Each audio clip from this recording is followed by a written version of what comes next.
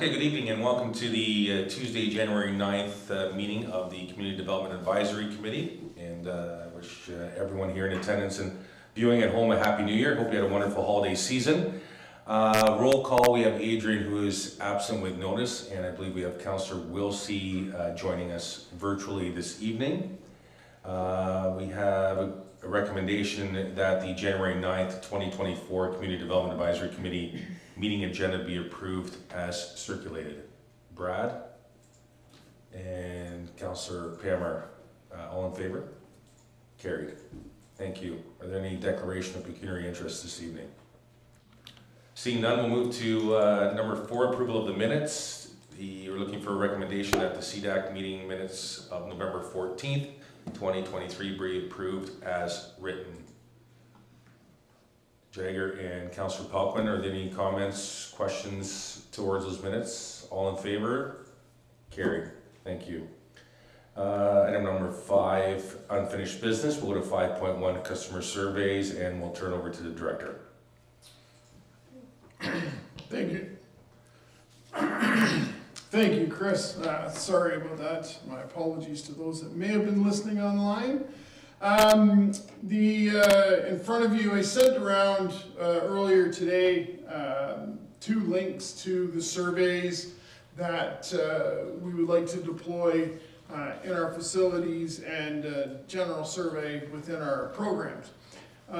As discussed at the meeting prior to our last meeting, we discussed the surveys being general in nature and being designed to be general in nature to elicit response. The more detailed we make the surveys, the longer it takes to respond, the less likelihood we're going to get responses. So we've identified in the surveys that these surveys can be done in 3 minutes. I would suggest that they can be done much quicker than 3 minutes, depending if you actually want to write in the text boxes. If you're just doing the radio buttons, it does not take 3 minutes to execute the surveys. Couple comments around the program surveys that was identified at the meeting was around drop-offs or supervisory of the participants and so on. So we didn't boil it down to that degree in the survey. We left it a little bit more open, and we came up with a question of how satisfied were you with the staff who provided the program service and or event. And if they were dissatisfied or very dissatisfied, we would hope that they would provide comment in the boxes at the bottom of the survey, explaining why they were unsatisfied. We didn't want to get into too much specific detail, simply because we're trying to keep the surveys quick and fluid. The camp programs that the Recreation Department runs, so the day camps, summer camps, the PD day camps, and so on, they get their own surveys, right? So those are surveys tailored specifically to those programs to elicit responses on how we can better improve those specific camp programs. This survey would be more tailored around just our general once a week program, whether it's junior trades or volleyball for youth or volleyball for adults or basketball or whatever. Paul, I don't know if you want to pick up on any of that or not. No, the only thing I was going to say is that people are welcome to use this survey on top of the surveys that we send out for the specific camp. So. And the facility surveys is very, again, really self-explanatory with regards to, we're really trying to figure out, is the facilities up to the standards that the public expect them to be from a cleanliness perspective? Is the ice quality?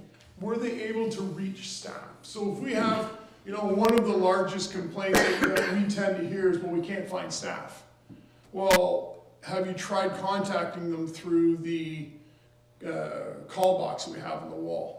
Beside the call box is the cell number that you can call the operator, right? So we're kind of want to know, are we providing that level of customer service that our residents and visitors are expecting to get when they come to our facilities? So, again, simple 12-question survey. This survey does, if you, did you utilize the concession while on site, and you click yes, it will open up a couple other questions. Were you satisfied with the food? Was the service quick? Those kinds of additional questions. If they didn't use the concession, it'll drop down wanting to know, why didn't you use the concession? Was it closed? That kind of stuff.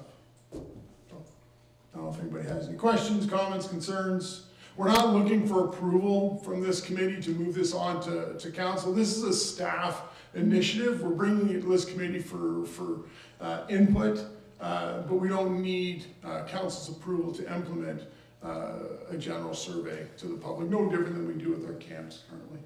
I will say to you, the director, if I cannot see Councillor Wilsey on my screen, so if you notice that he would like to pose a comment or question this evening, if you could let me know. Yep. I'd appreciate it. Are there any questions or comments? Councillor Pelton. Yes, thank you. Just looking at it briefly, it seems pretty easy to fill out. Wouldn't be overly onerous to do so. My experience with these things, if somebody's angry and they're upset about something, they're pretty quick to leave something in the comment box because they want you to hear about it. So I think it hits what you're looking for. The general overall goal is to make sure that we're providing decent and clean facilities and that people are happy with what they're using. So, Any other questions or comments? Steve. Is that the goal then from this survey then, Rob? What the councillor stated? Yes, but it's also to be more transparent and accountable to the public, right? So we want to be able to have a dialogue with those that are using our facilities, and this is one way of doing that. Currently, if someone has an issue or a concern, we'll get an email, or we'll get a phone call, or they post it on Facebook, right? No different than the conversation that I had when we first started talking about this. Is the feedback that we find is someone may be unhappy about something, they'll post something on Facebook, and then 15 other people will post comments about the comment that individual made, yet they've never attended a program or have never stepped foot in our facility. So the point of the surveys is to actually get genuine response from those that are using our space without the ancillary commentary from the public that may have never attended a facility or a program, right?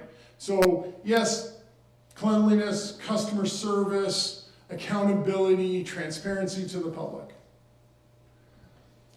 Okay. Jagger. Through the chair to you, Director. Would this information be aggregated periodically throughout the year, and maybe that information be provided to this group or council or both, or is that something that you would be aiming to provide?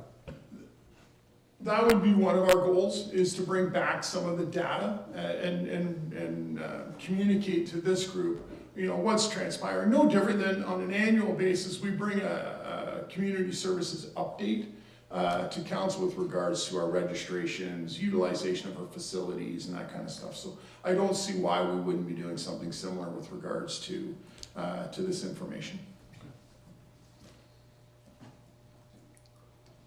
When these surveys, I have a question actually. When these surveys are submitted, is there a time and date stamp, especially a time stamp when they're submitted? Because hypothetically, you could get a lot of surveys that say we tried to contact staff and couldn't get a hold of them, but it might be 10 to the hour and there's a flood.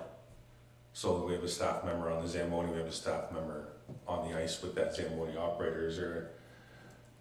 It might help a little bit if there's a timestamp or whatnot when these surveys are actually entered, so that maybe that's the case. It's just a small example, but it would definitely tell a tale. I'm not aware if they're time-stamped or not. I can check with the communications team, but Just thought I'd make a comment, that's all. Any other comments or questions? Steve?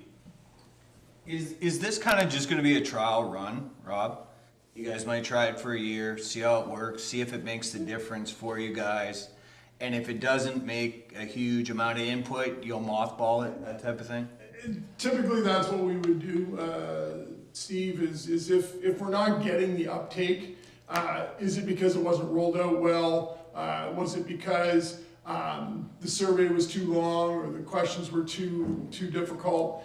We would have to evaluate why we didn't get the uptake. So that evaluation will be going on as this progresses. So whether it's, you know, we go 6 months and we haven't had one survey filled out, you know, okay, maybe we need to do a better job advertising the survey or promoting it, that kind of stuff. So we'd probably look at a year, maybe 2 years. If we're not getting anything significant out of it, then we wouldn't be putting a lot of staff's time into trying to keep it going. That in the same breath, if it's not being used, there's not a lot of staff time going to it anyway, because we're not going to be responding.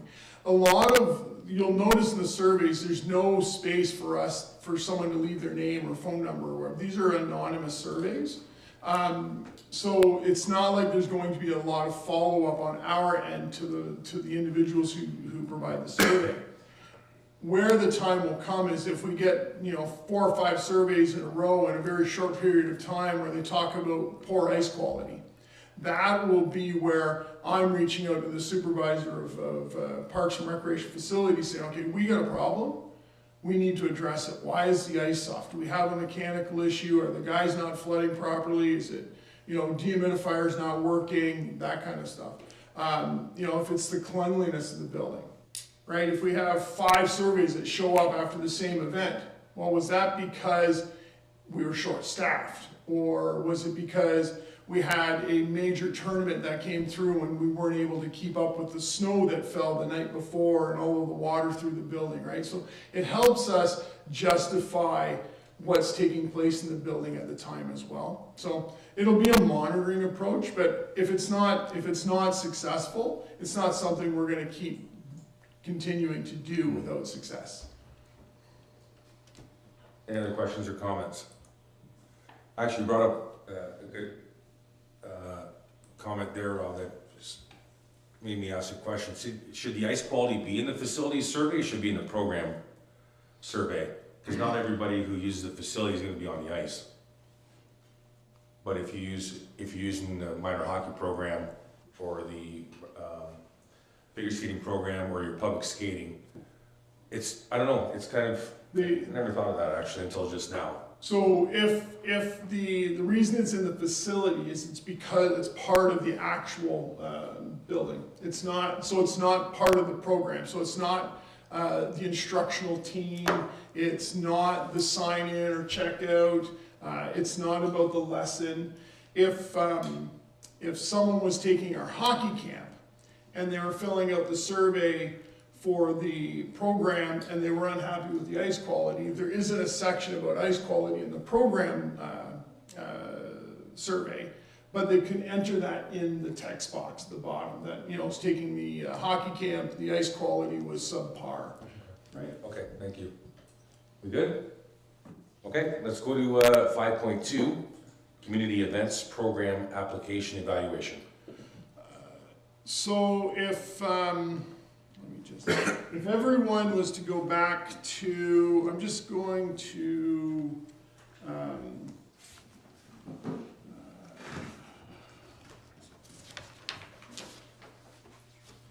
we were sent back to review, get some information on the Santa Claus Parade. I shared that information. One of the questions around the Santa Claus Parade was about, they didn't show revenue outside of the sponsorship that they received.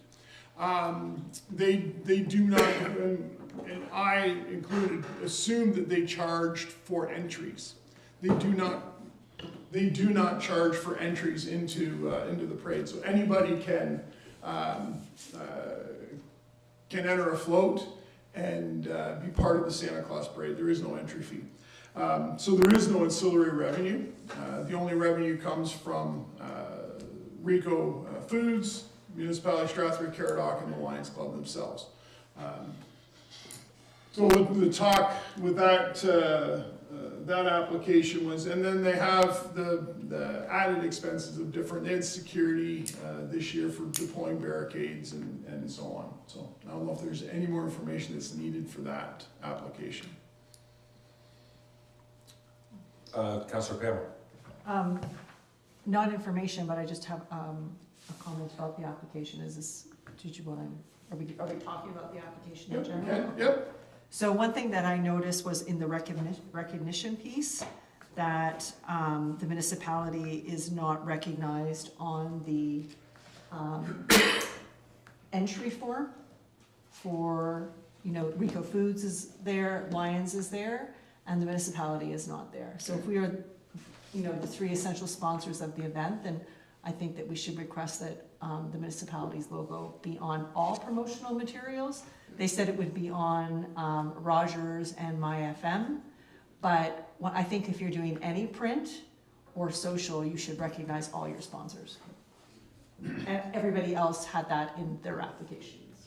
You're talking about can I jump in here, even though I'm a Lions member? Talk about that. Yeah, so you're talking about the parade entry form. As one item, Yeah. but then in the application, it said the only place the municipality be recognized would be in the Rogers live broadcast and the MyFM broadcast. Yeah, there's no MyFM broadcast. The Or- the entry forms go on the Chamber of Commerce website.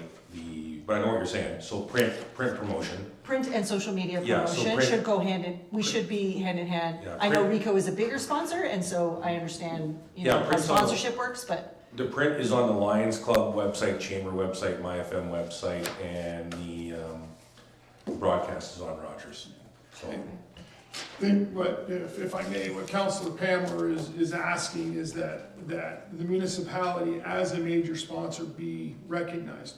Maybe not in the same size of text as Rico Foods, because Rico Foods is the major sponsor, but municipality Strathroy-Caradoc should be represented on all print and social media, but maybe not as in a prominent location as Rico Foods. So- yeah, like I would recommend that somebody or the municipality approach the Lions Club, because there is a change in parade chairpersons going on, and it'll be effective in 2024.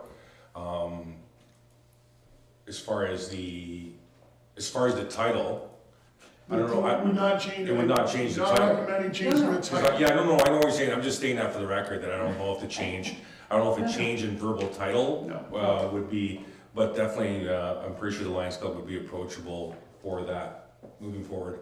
And so Rob, my question to you is that, you know, when we, I would recommend that when we give the letters to say these things are approved, that we could just maybe lay out sort of some conditions. We would like to see the municipality recognized appropriately, Yep. you know, in print and on social media as a Yeah. sponsor.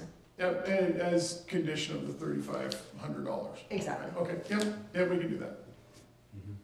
Did you wanna go into the other two, Director? Yeah, why don't we? Oh, sorry, do we have another question? My apologies. Oh, Steve, sorry.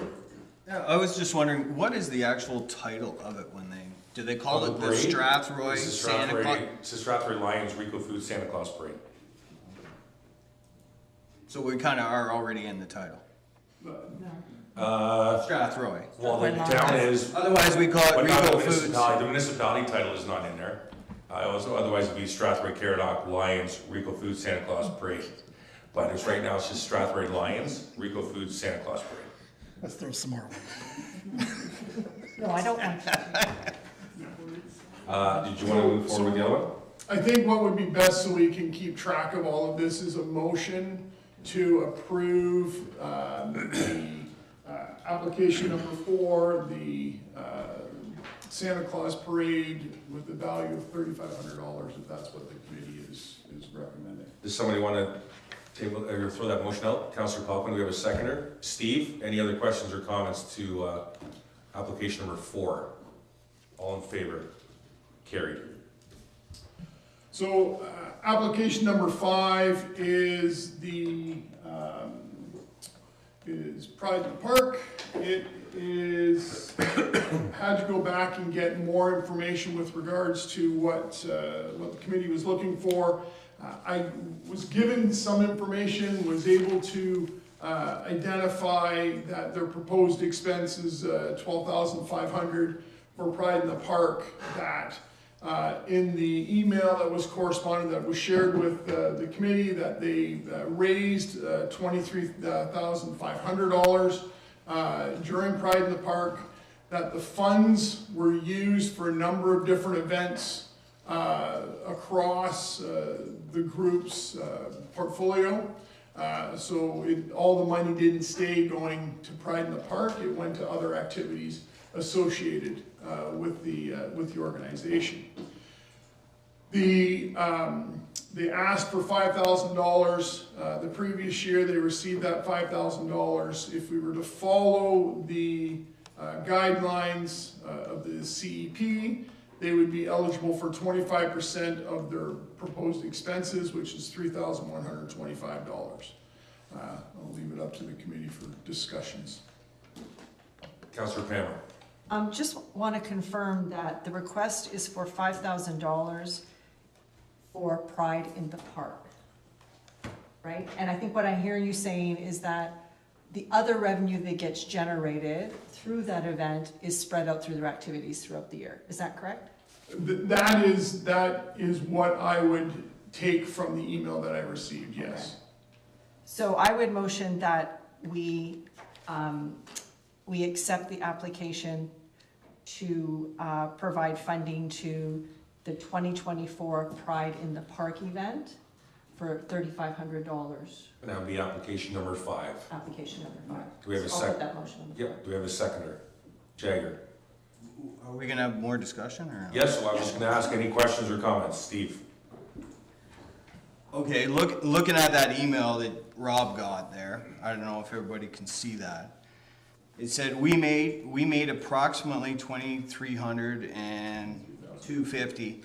23,250. Let's just Yeah. make sure we Yeah, clarify that. in sponsorship funds, and that includes our $5,000, Yes. right? So, and we look at the cost of Pride, which was, what did they say, 12,500, close to that? Yep. And Pride actually didn't cost them that much because they sold $1,000 or $1,050 in merchandise, correct? Yes, you're correct. What they're saying is that in 2023, they made $23,250 in sponsorship funds, and that included the $5,000 from the CEP program. They didn't give a 2024 proposed revenue outside of the $1,200 in merchandise sales. So I took it upon myself to put $23,500 as projected revenue for 2024, because you need to have some projected revenue, whether it's sponsorship or, and that'll be other conversations that we have as we go down further in the list of the 4 that we need to talk about tonight. So if we were just to go by what was written in the application, they've only identified $1,200 in projected revenue, so they would have a net loss of $10,100 and $11,500 or so in $300 or whatever it is as a loss. I don't think they're going to run the event at a loss. So Follow up, Steve. So the expense then to run that event is $10,000. Right around there. yeah, they're saying 12.5. They're saying 12.5. Well, except for they get $1,200 in revenue, right? Yes. Yes. So you take $1,200 from that, right? And it's $10,000. Yep. So really, they need $10,000 to make that be revenue neutral, right? Technically, yes. Yes. Yeah, technically. So if they're asking for $5,000 from Yep. that, really, they should be looking at $10,000 as their expense, right? Okay. I think I know where you're going, is they're not asking for enough money to run the event. They haven't projected any sponsorship revenue, so they probably, and this is where, as a department, this is the first year that we've done it this way. So this is a new application, this is a new process. Everyone that we're going to respond to with a letter is going to be reminded that they should be reaching out to our office, and we will assist you in completing the application and developing a budget. right? So a budget, and it's no different than the budget we're currently working on for the municipality. We have proposed expenses because they're not realized yet, and we have proposed revenues because they're not realized yet. So let's say we propose $100,000 in community services sponsorship, and we only get $50,000. Well, I need to find $50,000 somewhere else. The groups have not created actual budgets. And it's partly because I don't know if they understand how to create a budget. So when I'm looking at what Pride in the Park has provided here, it's not so much about not wanting to show the revenue, it's because the revenue hasn't realized yet, right? So they're not anticipating or they're not aware of the sponsorships that they could put into that revenue side of their budget line. And all that is they're not comfortable to say we're gonna make $23,500 when they haven't realized the $23,500, so. Okay, Councillor Pelkman and then Councillor Pammer. Yes, thank you. I think it's important for us to remember that this festival has a short track record, right? And similar to other outdoor festivals where you're not charging an entrance fee, there's limited opportunities for them to gain revenue from the public. So you're really looking at sponsorships, vendors to buy their spot for their 10x10 tent, and then whatever merchandise they sell themselves. Now, also to remember, they're projecting $1,000 in merchandise sales, but they had to purchase that merchandise too. So they're not realizing $1,000 profit. They're maybe 400 or what. I don't want to say. I think though, like when last year when we gave $5,000, there was a very specific ask, and that ask was to go for the stage rental because they didn't have that the previous year, and they felt it was going to be a positive thing that they could add to their festival. So we did that, and I think that they were very successful in their fundraising, very successful in their fundraising for sponsorships.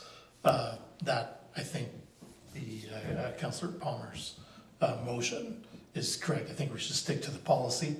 The policy would cover the stage in this case pretty much, which allows them to do that. It gives them a little bit of financial security that they can cover some of these expenses. There's nothing extravagant in their budget that makes you go, whoa, like, come on. Like, it's a very realistic set of costs that they need to do. So I would agree with Councillor Palmer that we stick to the policy, and then if for some reason they get in trouble and they can't get the sponsorship that they had in the past, then they're always free to come back and speak to council again.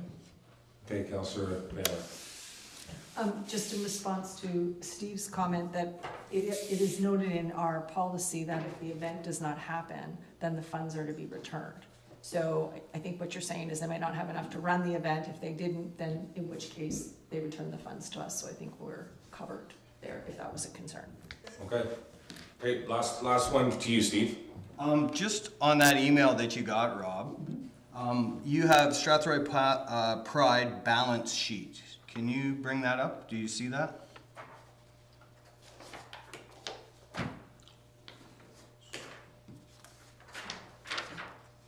When you sent it to us, it was sideways on the... Page 15 of the, Yeah, that's correct. Page what? 15 of the PDF? And you circled it, or someone did.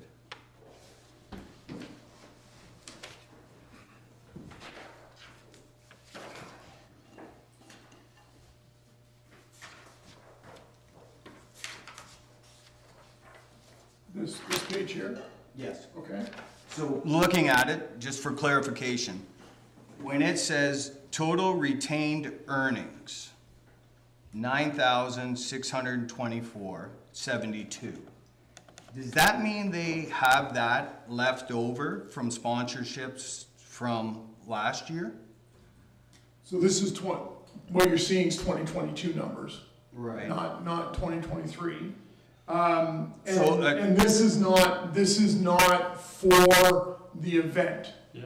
This is for the organization, right? So this is where, as staff, as a department, we need to work with the organizations to create event budgets.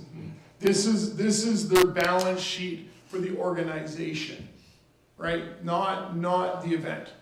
Okay, so I can't speak to those numbers. See, that's one of the reasons why I circled them in my own, just so my own reference. I can't speak to those.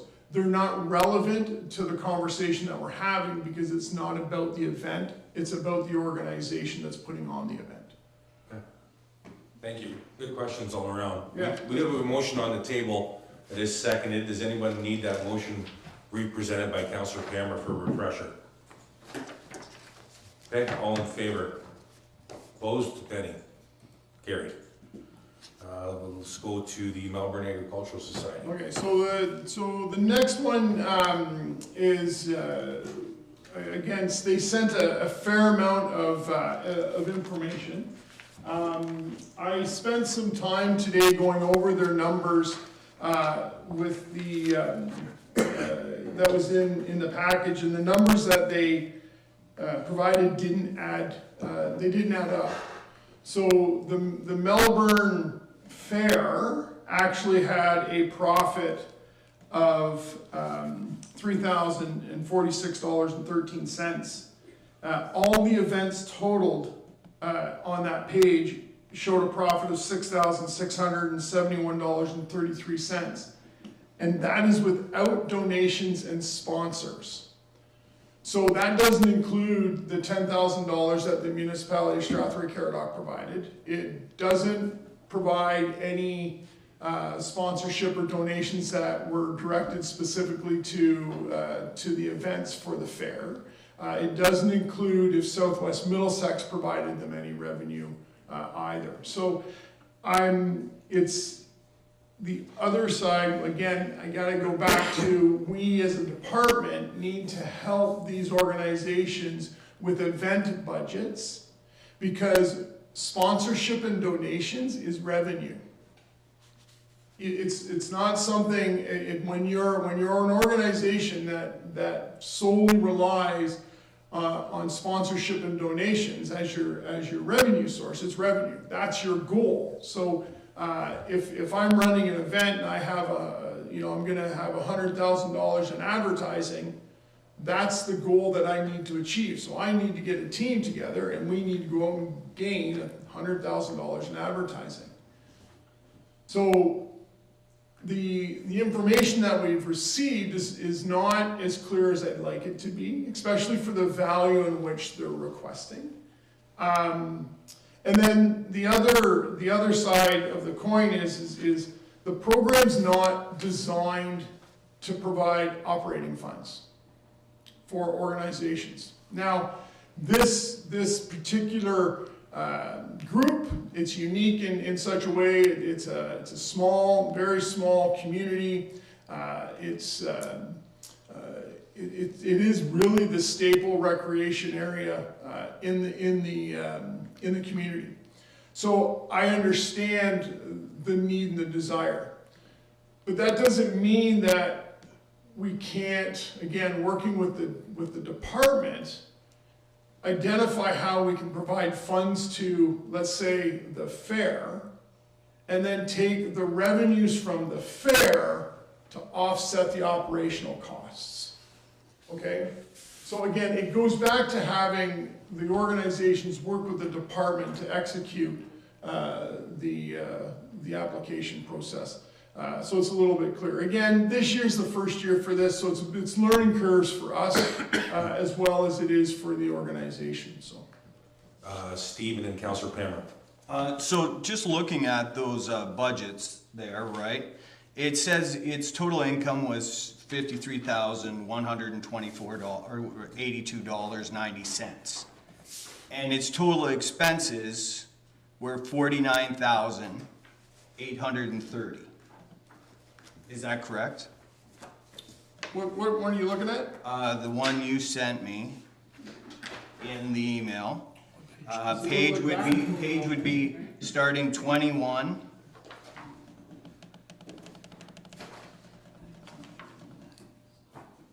says additional? Is it email, Steve, like that?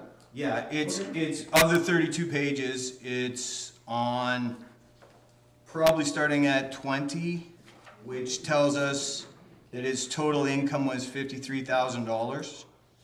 And this is for 2022. Don't focus on 2022. Focus on 2023. Okay, do we have 2023 Keep stuff? going down. Next page. The one that's sideways. Sideways stuff.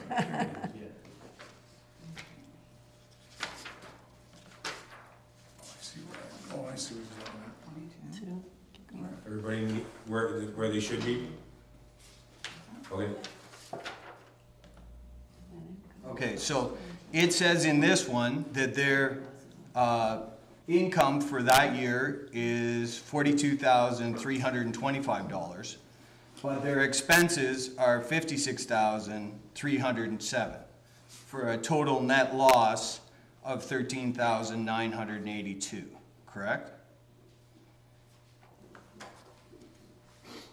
I'm not at what you're, That's their proposed income for 2024. Okay, that's sort of proposed there. So same page, first column is 2023. Yeah, so, and Steve, can you turn your mic on if you're addressing yeah. the committee, please? Thank you. that one there doesn't seem to lay it out very well at all. The 2022 one seems to be laid out very well. So we can see everything that was involved in that. And in their grants, so in their income in that year, it does include both Southwest Middlesex, OMAFA, and us, correct? so again, I need to go back to what this application program is for events, not for the operation. This is where we're struggling as a department. The application guideline is very clear that it's not for operational expense, that it is for events. And what I just said is we can make that work with our application. We just need to have the organization identify the $10,000 that comes from the municipality going to the fair, and then the surplus from the fair, if it's $10,000, gets put into their operating budget. That way the guidelines have been followed. What you're looking at, Steve, from I want to say it's 2022, even 2023, was an operating grant that was given by the municipality to the organization to offset their operational expenses. This program is not set up to offset operational expenses. It's set up to enhance events.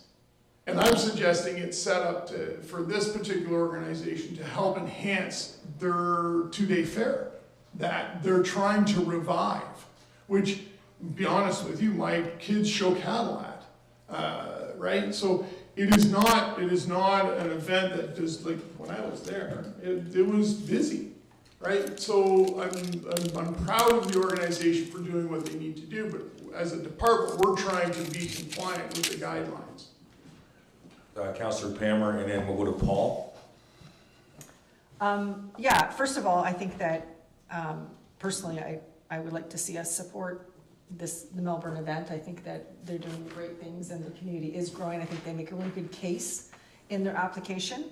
But I'm going to put forth a motion that we direct staff to go back to them with the application and help them build an application around an event that we could then look at for approval. And this is, just to confirm, this is application number 8, Director, is that right? Yes. Do we have a seconder for that motion? Good question. Quick question from Councillor Copeland, and then we'll go to Paul. Their application is specifically for the tractor pull, correct? No. No? No, it's not. It's not for anything. That was a separate application. That was a separate one. Yeah, it was separate. Do we have a seconder for Councillor Pammer's motion? Brad. Let's go to Paul. Thanks through the chair to the group. This will actually piggyback a little bit on Councillor Palmer's comments that, and also Director Lowborn's, that we want to work with the groups as a department that runs special events. We have somebody that runs special events and we can work with groups. And in this case, to meet the qualifications of the program, it needs to be an event. So this is something that we can work with, and this is, Rob said it a few times, we want to work with the group. So we would like that opportunity to talk to them and create adequate budgets that make sense. So when this next round of 2025 comes to this group, these things are all going to make sense, and it's going to be laid out really clear so that everybody understands that this is what it's for. It's going to be for this, and it's going to hit all these points that need to happen. And right now, as we're looking through these, you're not seeing all those things. You're seeing a lot of muddy water here, and as our job to support them, because we want not only the events that we run, but the events that are being run by the community organizations to all be successful, so we can continue on and have more and more for the community to do. So I don't know that we need to harp too much on these budgets and pick them apart, because I think that's something that we're saying that we're willing to work with these groups, and as the motion goes, we can go back to this application and say, hey, let's focus on this and let's create something that meets the criteria. Thanks, Paul. Any other, Steve? So this isn't just one event, correct? When they laid out this application, it's for multi events. And that's part of the problem. So it's, Yes, that's part of the problem. This is for, the program is for one specific event, not multiple events. This is what, when Paul is referring to muddy waters, is they have thrown everything in, including their operational stuff, including event stuff, which makes it confusing. That's why I started referencing one singular event, the 2-day fair, right? So if we can, if Councillor Palmer's motion passes, staff would go back, and I would suggest it will be Kate and Paul who will work with this group to develop an event budget that will show all of their revenues, their expenses, and we'll be able to come back with a much clearer picture. Because at the end of the day, regardless if it's all of our events or one event, right? The money, the surplus that they receive from their events I would expect, go back into their operation of the society, right? So that, providing all of the information just makes it more difficult for us to make a decision, because there's no clear event that we're focused on with regards to the program, right? Yeah, like the first two we've already approved today, specific events, one in November, one in July. Some of the other ones we already approved is an event that happens in June in the park. We have an event for cancer that happens in the spring at Gemini. Those are all event specific. Last follow-up for you, Steve, if that's okay, and we'll go to Paul after you. Go ahead. so you Turn would the like, mic on for me, please, sir? Thank you. you would like the society then to apply for each event that it's gonna run, hold on, I wanna finish, cause go ahead. you cut me off and then you won't let me ask another question, right? Yep. So you want them to apply for each individual event. Skating rink, gotta apply for that. Tractor pull, gotta apply for that. Fair, gotta apply for that. You had the 8 items that they listed there, you want as individual events that we are going to support. Through me, I see it as we are supporting the Melbourne Agricultural Society, the hall there, which is an event that's all year round, supporting the Melbourne community. That's the one hall that they do have, that is the focal point of that community, that events are run through there. And really, if you look at Melbourne in general, there's not a lot of stuff that Strathroy-Caradoc provides for them, where they don't have to drive to Strathroy or Mount Bridges to participate in.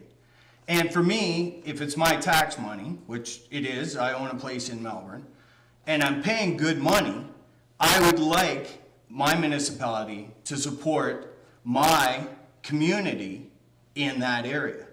So looking at it, if you want to make it that each individual event they have to apply for, then I would think we're going to tell them that.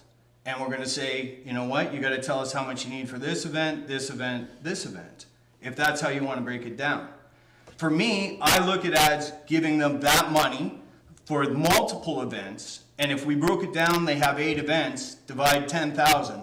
It's not that much money we're giving back to that community. Thank you.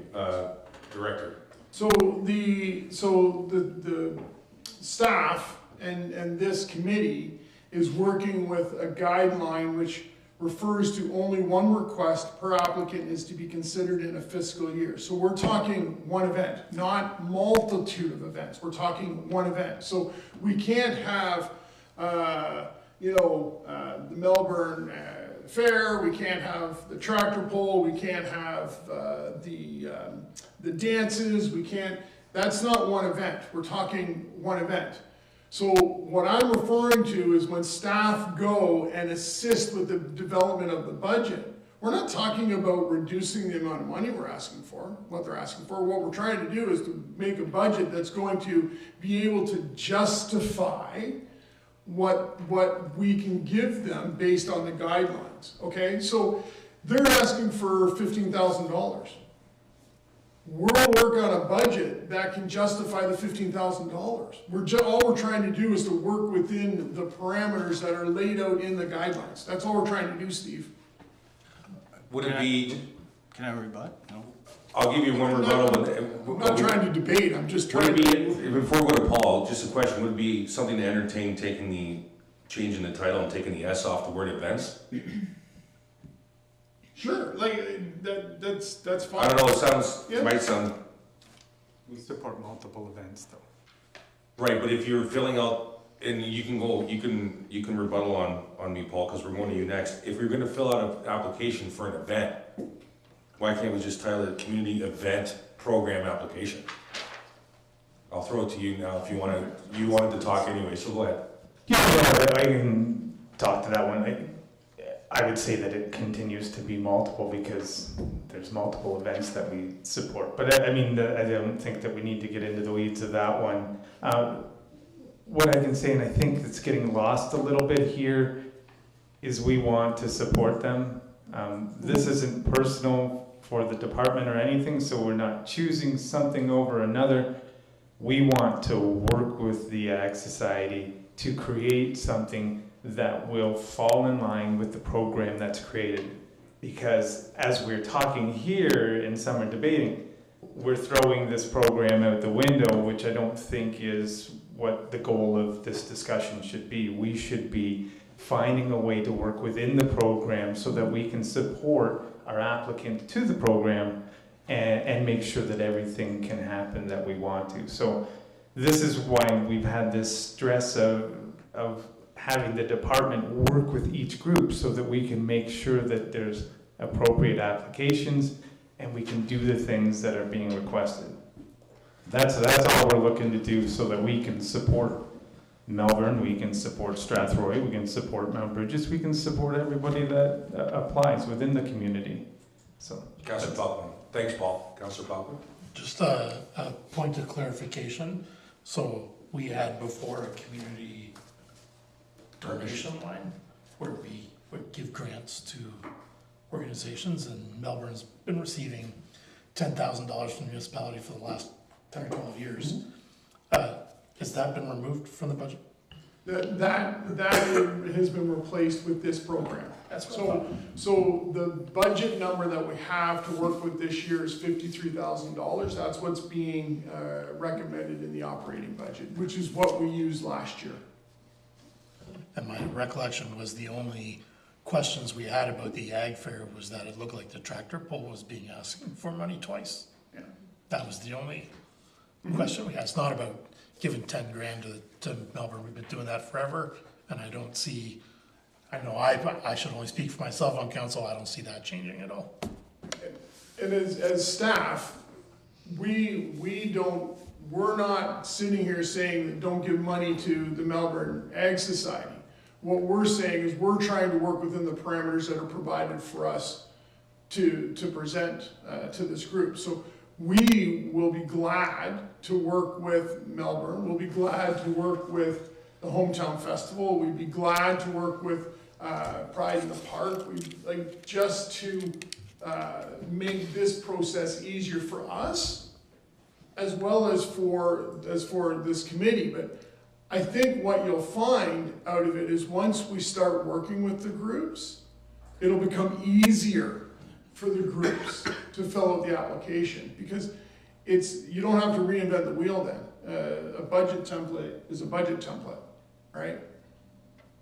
Okay, good discussion. We do have a motion on the table, seconded by Brad, was that correct? I would ask Councillor Pammer to please represent the motion, just so everybody is refreshed with it, please. The motion was to direct staff to go back to the Melbourne Agricultural Society to work with them on further developing their application submission for a single event. And Brad, you stand as the seconder? Correct. Okay, good discussion. All in favor of the motion? Opposed? Carried. Thank you. All right, agenda item number 6, reports of committees and departments. So you missed So you wanted, the fest, the tractor fest, yes, sorry, go So ahead. we received no response back to the communication that went to that organization, so I had nothing to provide. Okay, good to move forward then. Okay, reports from committees and departments, 6.1, progress for partnership.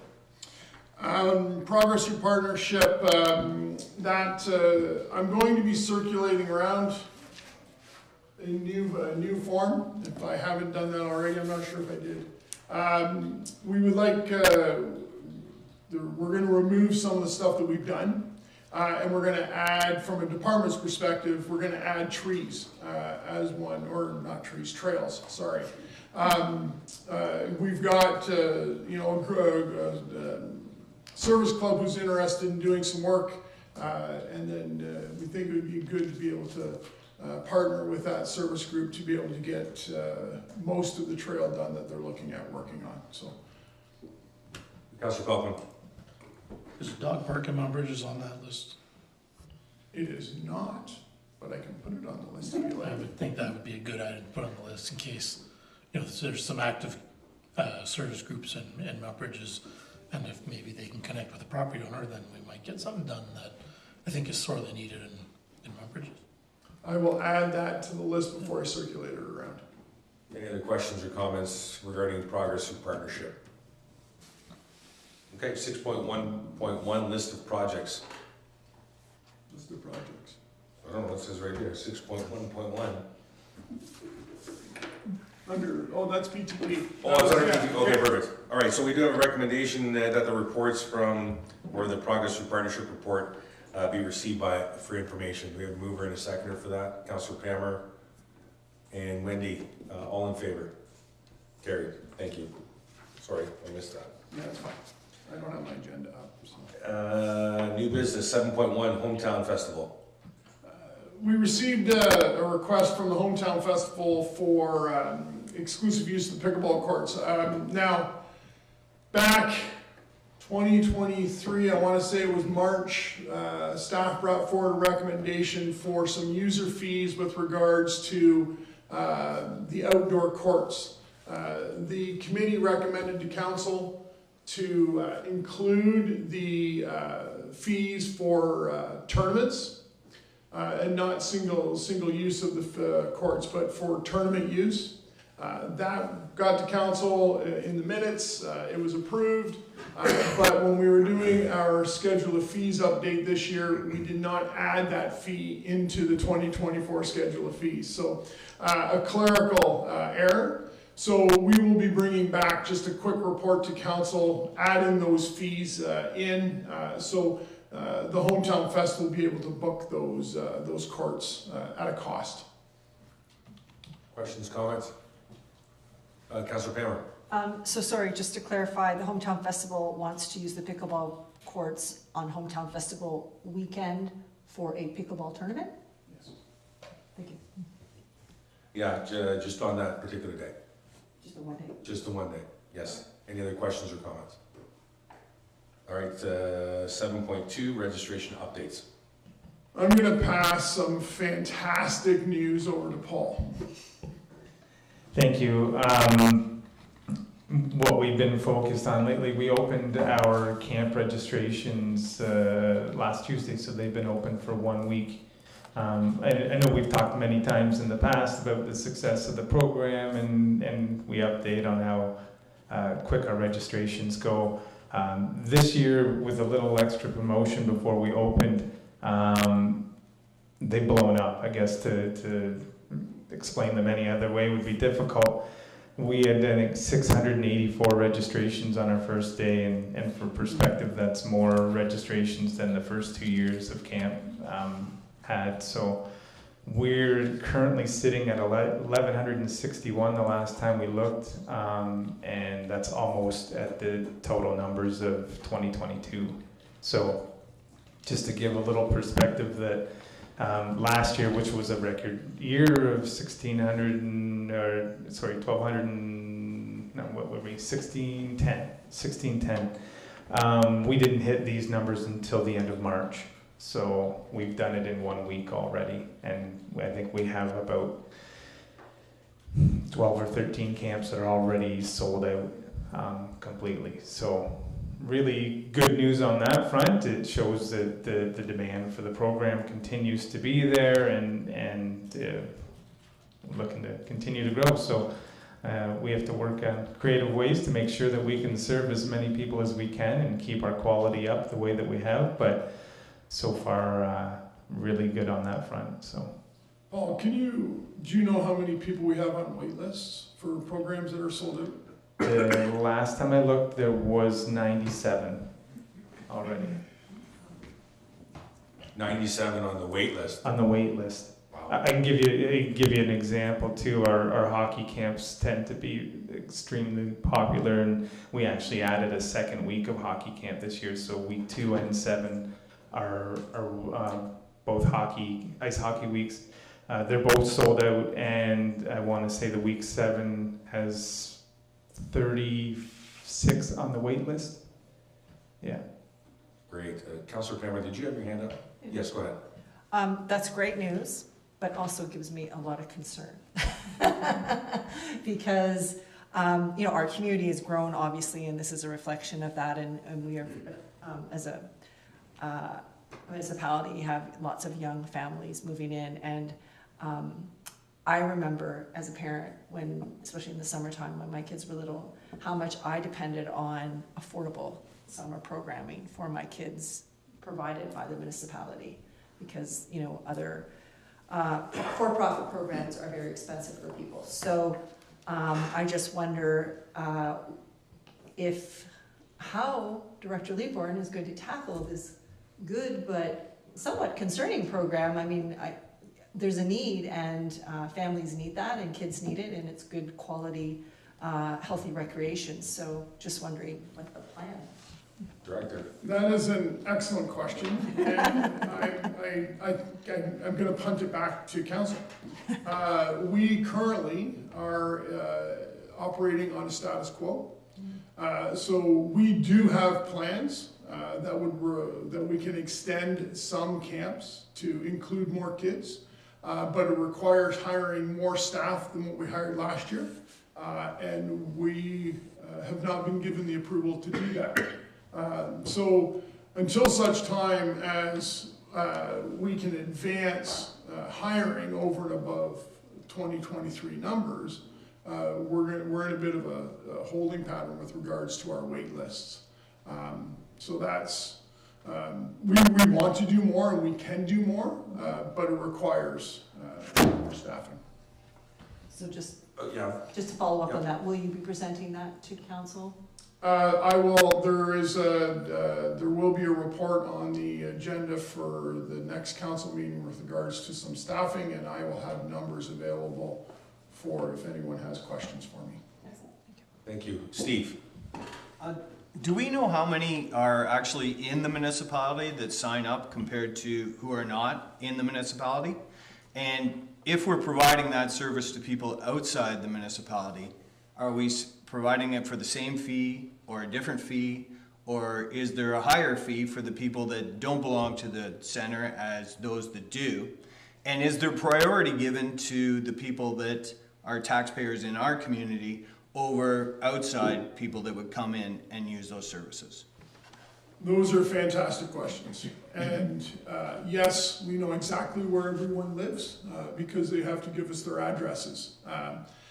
When I bring my community services update to council in February or March for 2023, they will see a map identifying all of the locations where people come from.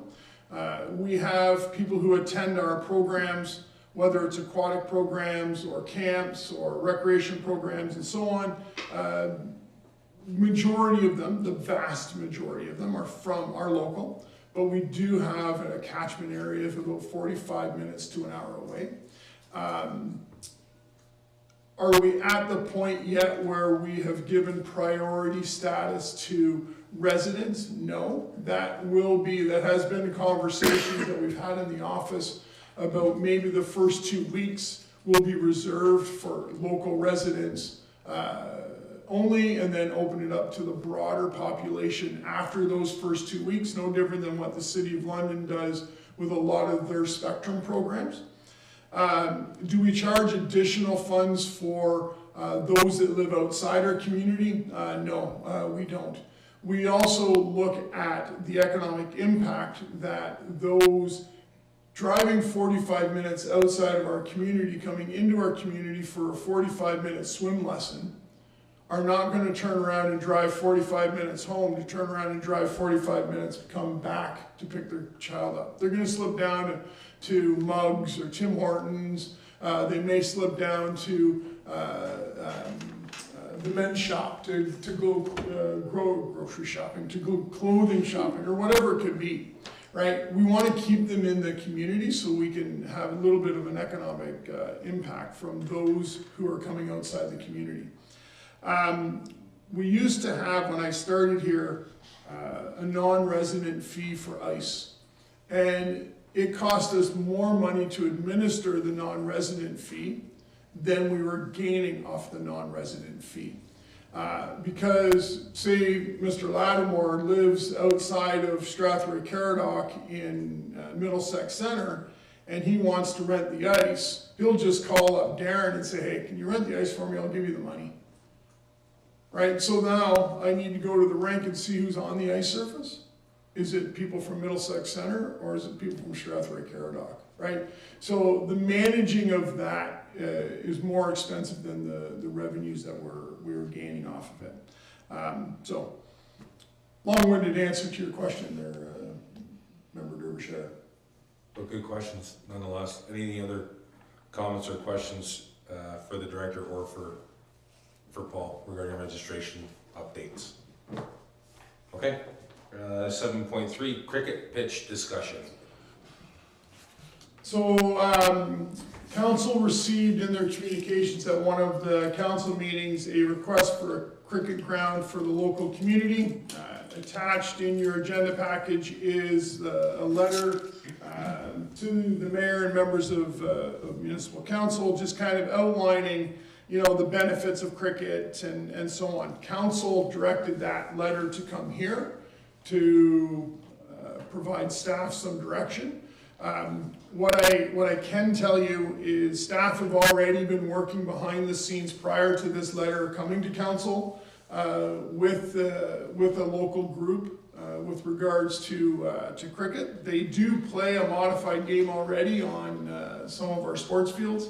I'm not sure, I know there was some talk about developing a recreation program around cricket. I'm not sure how far we've gotten with the development of that. We've been researching different locations where we could put a full-size cricket pitch. I don't know if members are aware, but a full-size cricket pitch is between 4 to 5 acres. It's very large.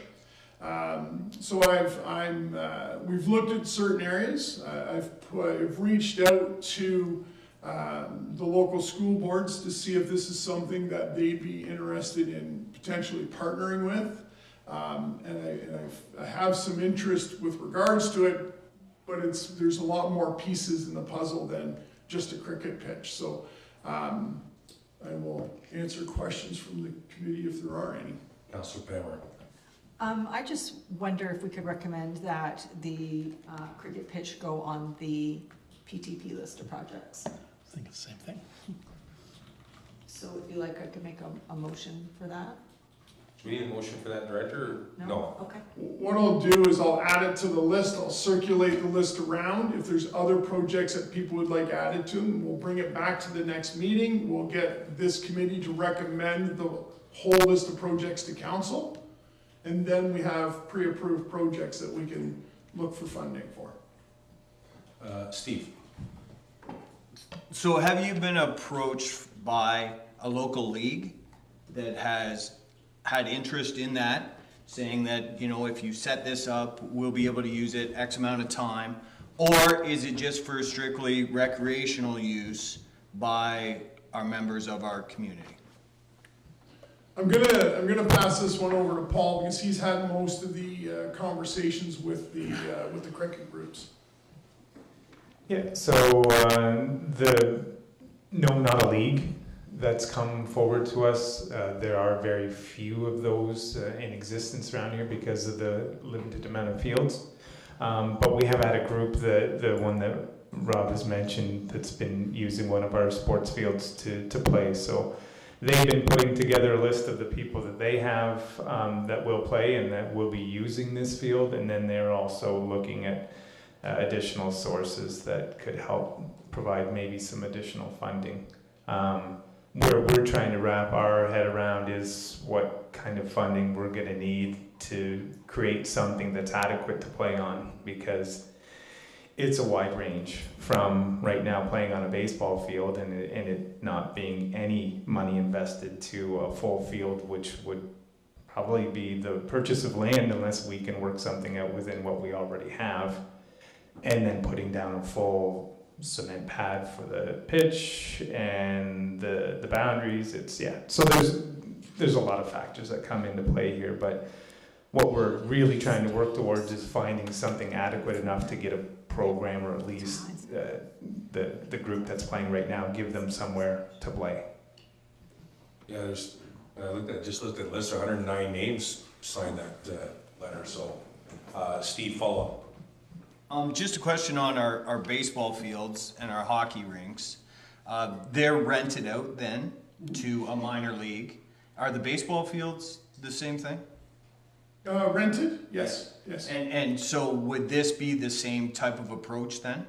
So all of our ball diamonds and soccer fields are, if you rent them, then you have exclusive use to them.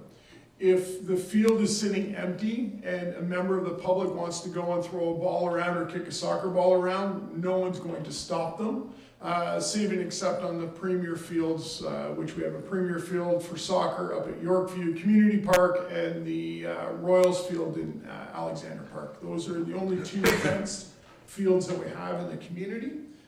So if minor baseball or men's league wants to use the ball diamonds, they have to rent the ball diamonds. If a member of the public wants to take their family out and hit the ball around and stuff, we don't charge them for that, unless they want exclusive use. It's no different than the pavilions.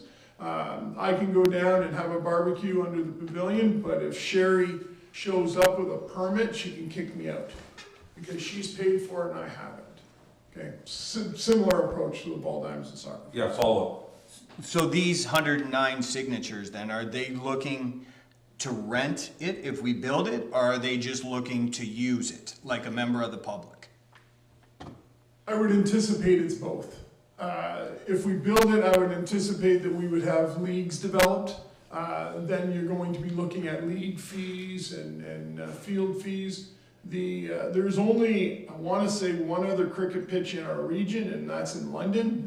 The next one, I believe you have to go to further than Ancaster to get to a full-size cricket pitch. So I